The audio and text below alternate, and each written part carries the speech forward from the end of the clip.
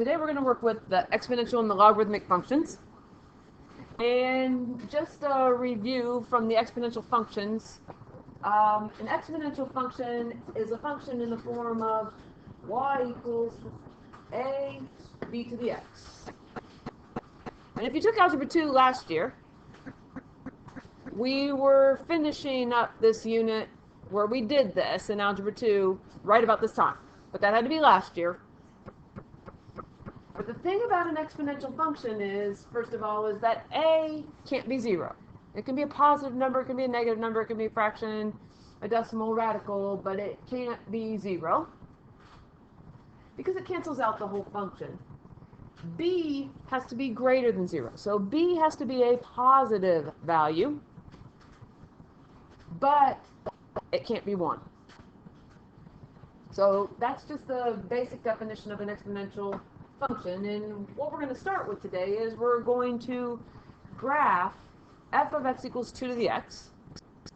And we can type that into our calculator if we go to y equals, and y equals 2 arrow x. And when we graph this function, we get a picture that looks like this. But more specifically here, we want to fill in this table, so it's nice to know what it looks like, but we want to fill in these values in the table. So we can go to second in table, and what we see here is that 4 is 0.0625.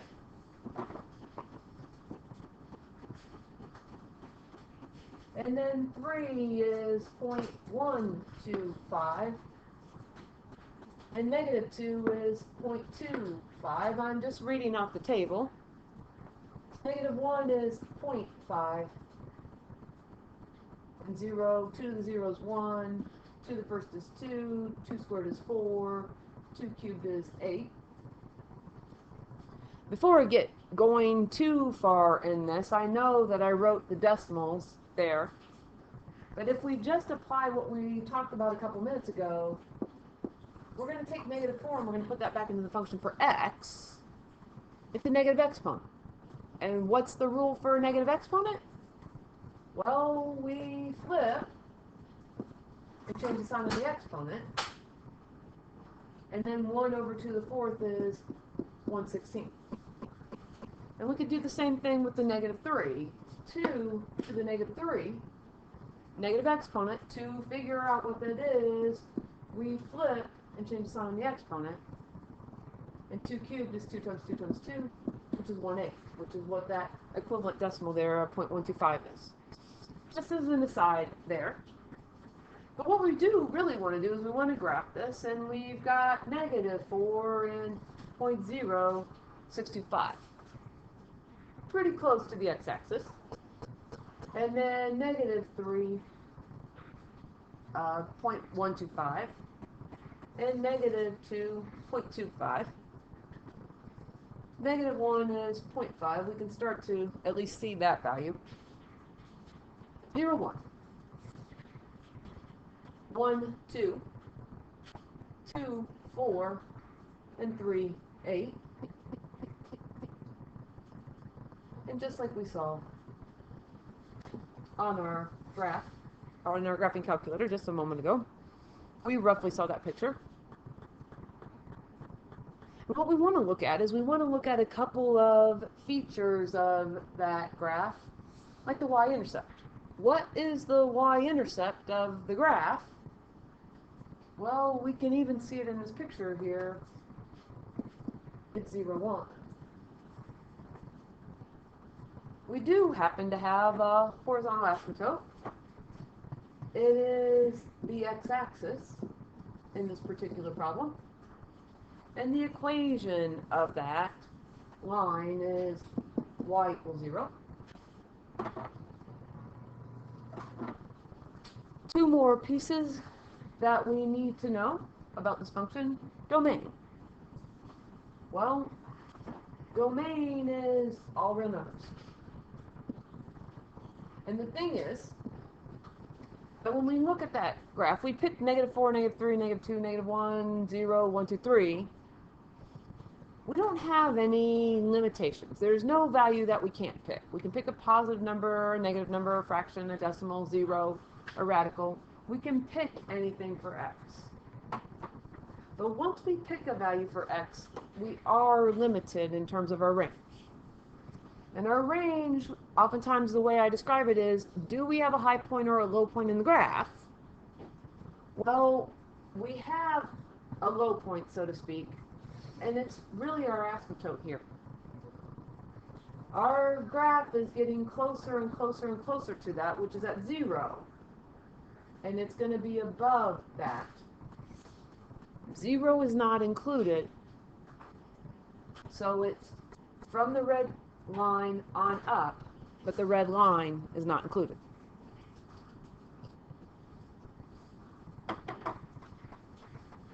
So let's look at a variation on this.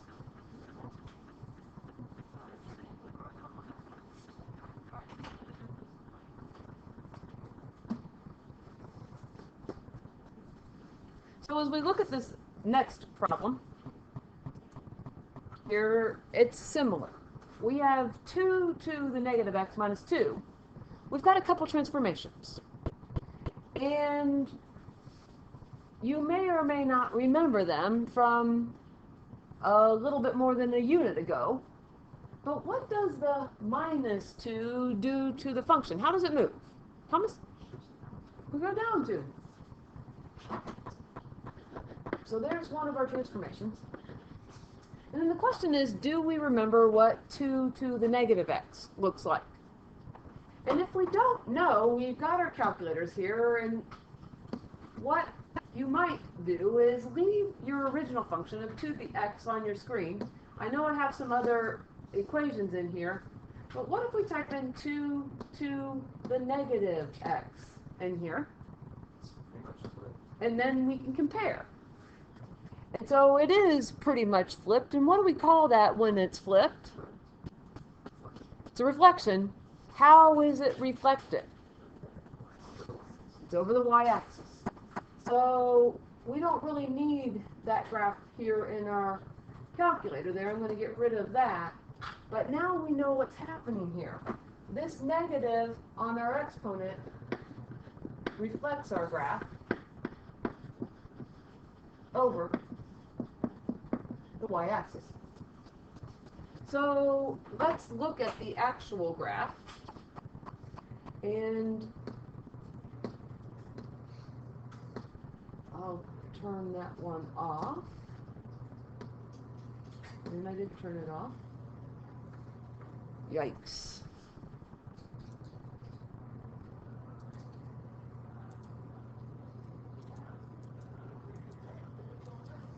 And it's down here. I'll turn that one back on. And graph. And so here's our picture.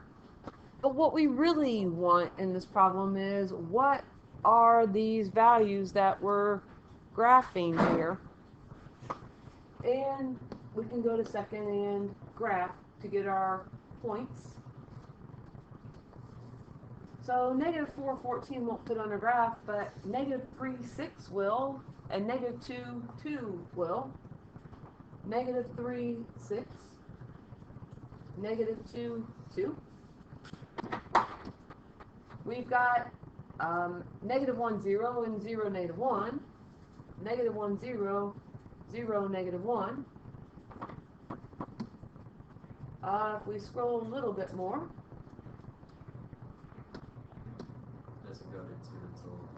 it doesn't go to 2. But if we look here, we've got 1, -1.5, 1, -1.5, and 2 is -1.75, and even our 3 is -1.9. What are we getting close to, but not quite touching? We're getting close to -2. So our picture, and we saw it on screen here a moment or two ago, looks like this.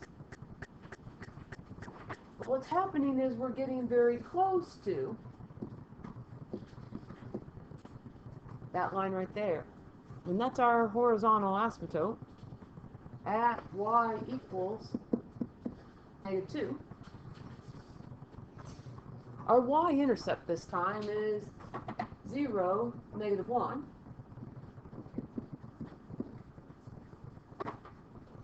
What do you think our domain is?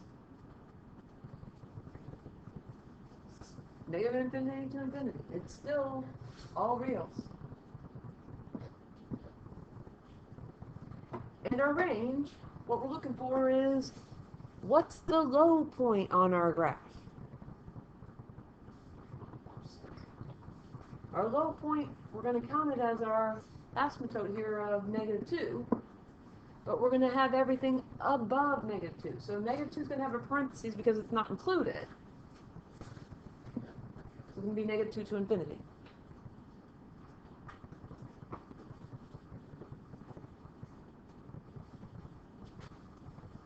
So now, when we look at our next one here, we're going to be graphing the inverse of 2 to the x.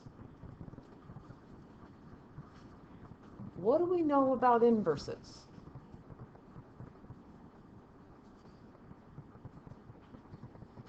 Well, what we know about inverses is that we switch the x values and the y values.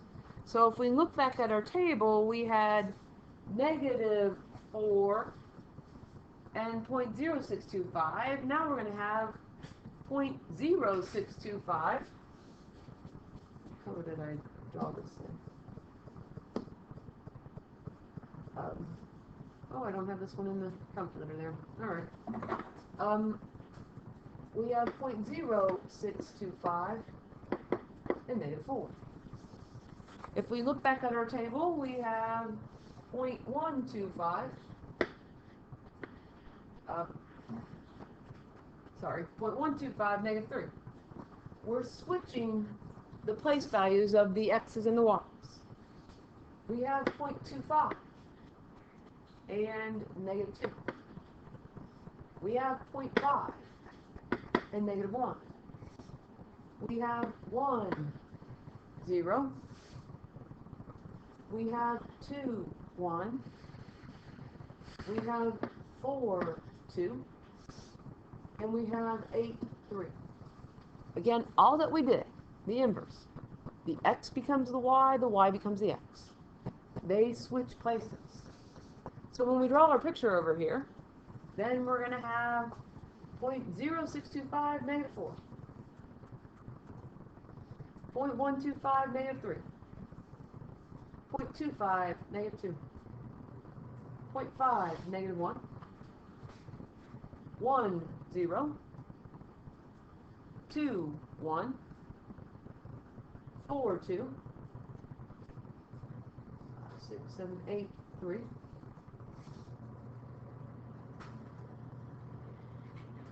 And our picture looks like that.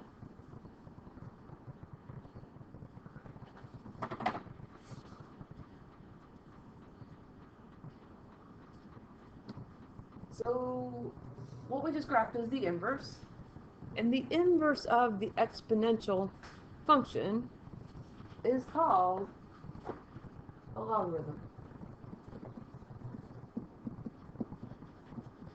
It's LOGARITHM.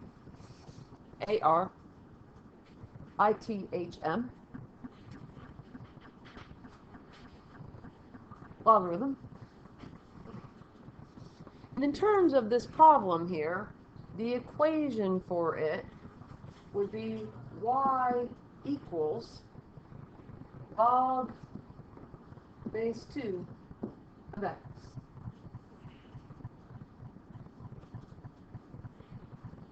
And if you think back to inverses, what happens here is we switch the x and y in the chart, in the table. So what also happens is that the domain and the range from here are going to switch places for our logarithm function. In other words, because the domain of f of x equals 2 to the x was negative infinity to infinity, our range is going to be negative infinity to infinity. And because our range was 0 to infinity in f of x equals 2 to the x, our domain is going to become 0 to infinity here. They switched places. As we look back at our graph here, we don't happen to have a y-intercept in this particular function, but we do have an x-intercept at the value of 1, 0. And we also happen to have an asymptote. And this time, instead of it being on the x-axis, it's going to be on the y-axis. So how do we write the equation of a vertical line? Well, this is going to be x equals 0.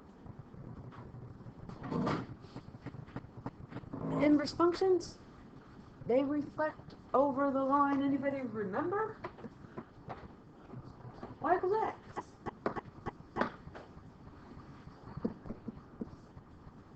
And y equals x, now it says draw this graph along with f of x equals 2 here.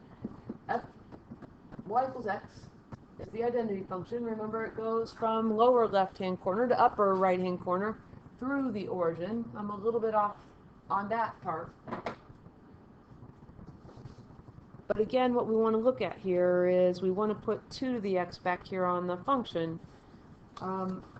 Negative 4, 0.0625, negative 3, 0.125, negative 2, 0.25, negative 1.5, 1, 0. How about 0, 1, 1, 2, 2, 4, 1, 2, 3, 4, and 3, 8. 1, 2, 3, 4, 5, 6, 7, 8.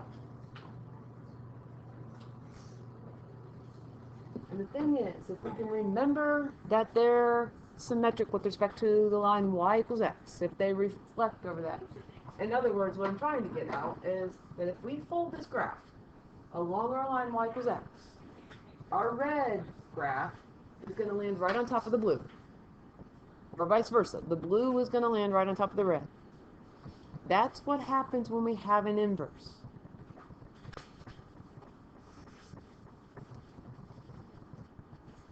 So if we take a look at another example here, we're going to graph f of x equals e to the x. And before we get into the actual graphing here, let me remind you, depending on your calculator, where e is on the calculator. Let's get rid of that one. In a minute, we're going to graph that one, but I don't need that one. So if we go back here, it depends on what calculator you have, but if you have this TI-84 with this keypad, we can go to second and ln, and that will give us e with an exponent box, and then we'd have to type in the 1, which gives us the value of e. On this particular calculator, we'd have to do second in the division bar, and that also gives us the 2.718. If you have an Inspire, you have your own button. It's e to the x. So it's off here to the left, somewhere in this area. But on the Inspire, if you have the Inspire keypad, you have to type in the 1 for the exponent. But now, having said that, let's go back and let's type in y equals e to the x, or f of x equals e to the x. The numbers aren't going to be that nice. And if you remember back from your parent function graphs, remember that e to the 0 is 1. We had to remember a couple key points. And e to the first was 2.7. And e squared, what I always said, was a little bit more than 7. It's actually 7.4.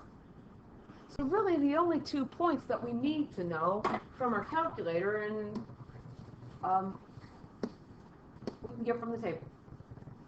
So e to the negative 2 is 0.14, and e to the negative 1 is 0.37. So 0.14 and 0.37. And let's go ahead and graph it since we can, and we could actually look at the picture as well on the screen if we wanted to. But it's going to look remarkably similar to our 2 to the x graph, because e, remember, is 2.718281828. So it's not going to be that much different. Negative 2 is 0.14. And negative 1 is 0.37. And 0, 1. 1, 2.7. And 2, 1, 2, 3, 4, 5, 6, 7.4.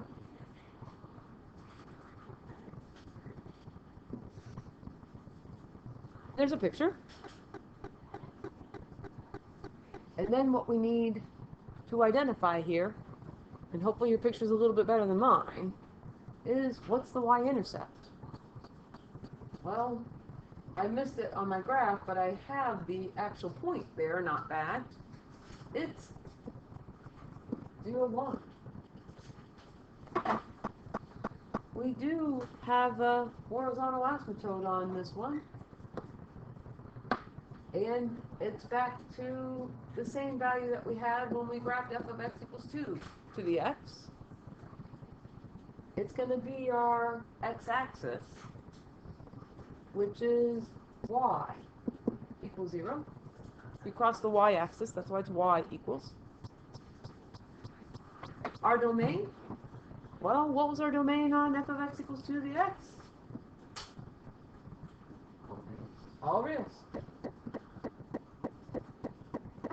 And then our range, well, do we have a high point? Do we have a low point on the graph? Well, our low point counts as our horizontal asymptote, which means that this is going to be 0 to infinity. 0 has a parentheses because it's not included. 0.000001 is included, but not 0, 0. Not the actual value of 0. So now that we've seen e to the x,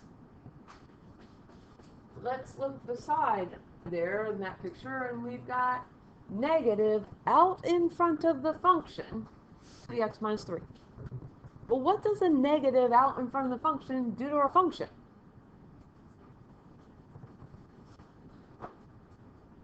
And certainly if we don't know, we can type it in. We've seen e to the x. So if we type in e, no, I want to type in negative e to the x. And I know I didn't type in the whole function there, but what did that negative in front of the function do? It caused us to reflect the graph over the x-axis. So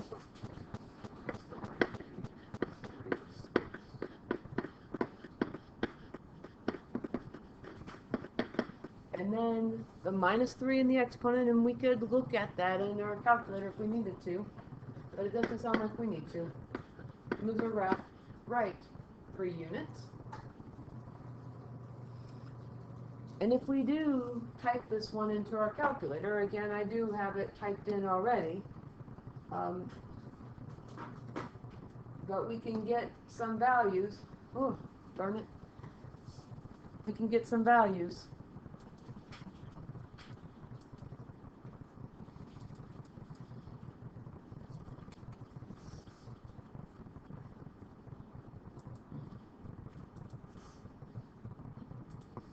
Off of our table when we can look at the picture here.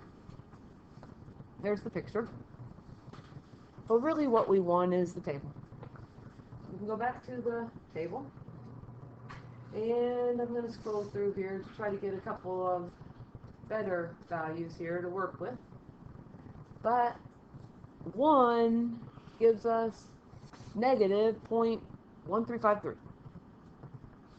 So, and we even, let's go back and do negative 1 at least. Negative 1 is negative 0.0183. So it's there. And 0 is negative 0.0498. Can't really tell much difference. 1 is negative 0.1353.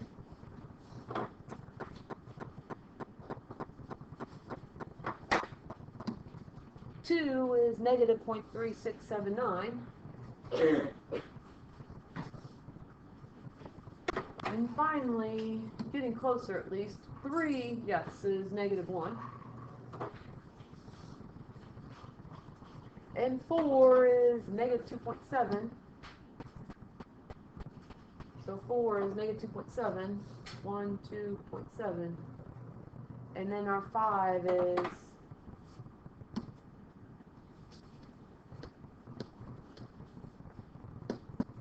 negative 7.4.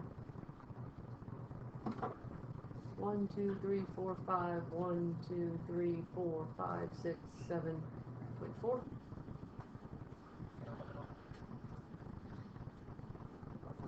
And there we get a picture. So it took a little bit of work there, but what we want to look at here is what are our characteristics of the graph. The first one being the y-intercept. And we can go back to our calculator and look at the y-intercept. And it is 0, and then it's negative 0.0498, which for our purposes is 0, and then negative 0.05.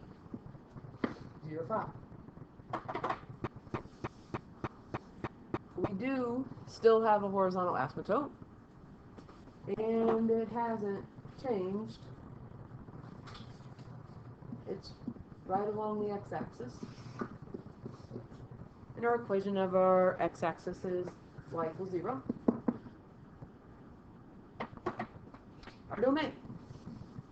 Well, our domain is still all reals.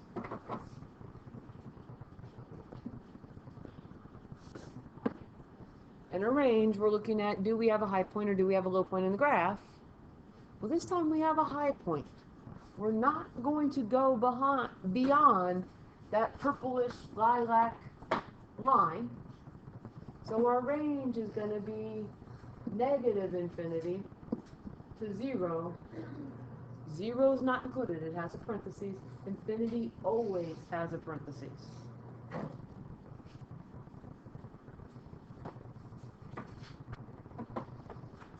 So as we finish here,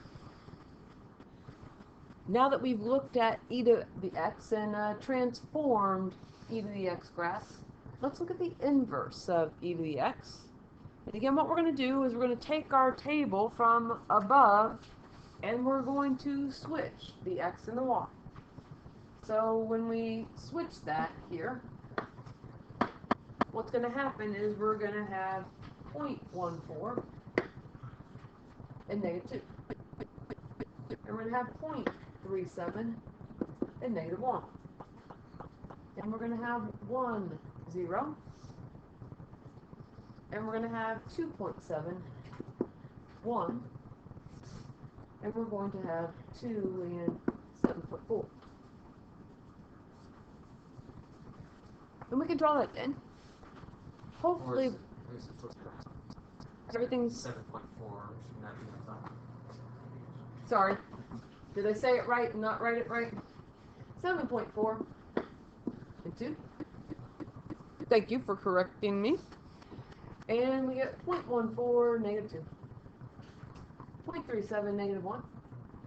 1, 0. 2.7, 1. And 1, 2, 3, 4, 5, 6, 7.4, 2.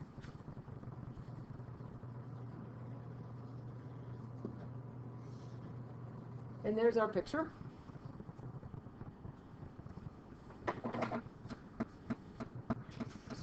And this equation for this inverse is also a logarithmic equation, but it's different from the one on the front.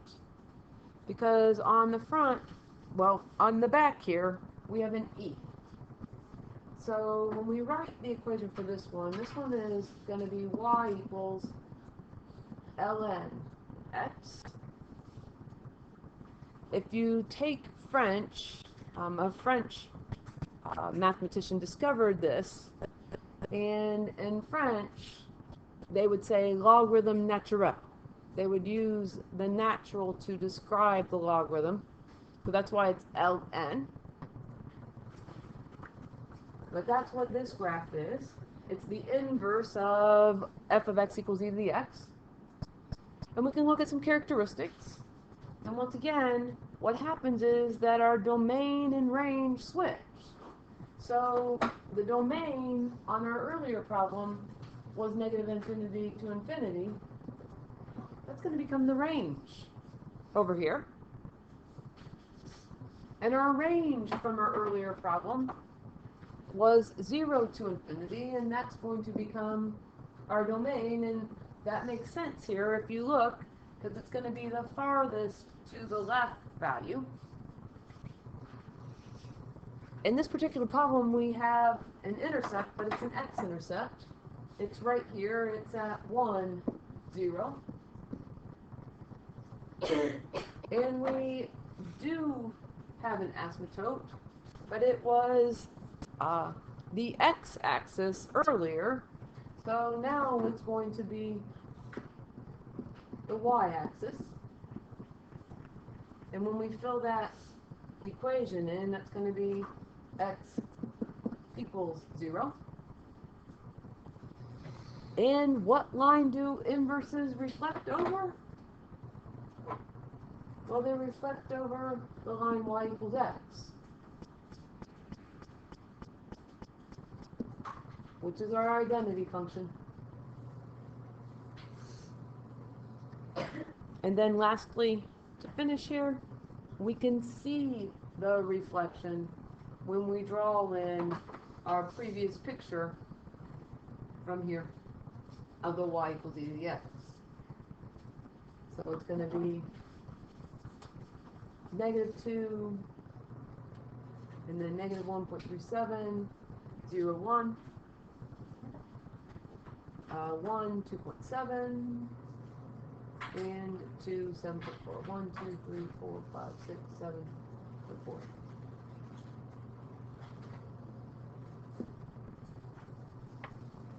And there's the inverse.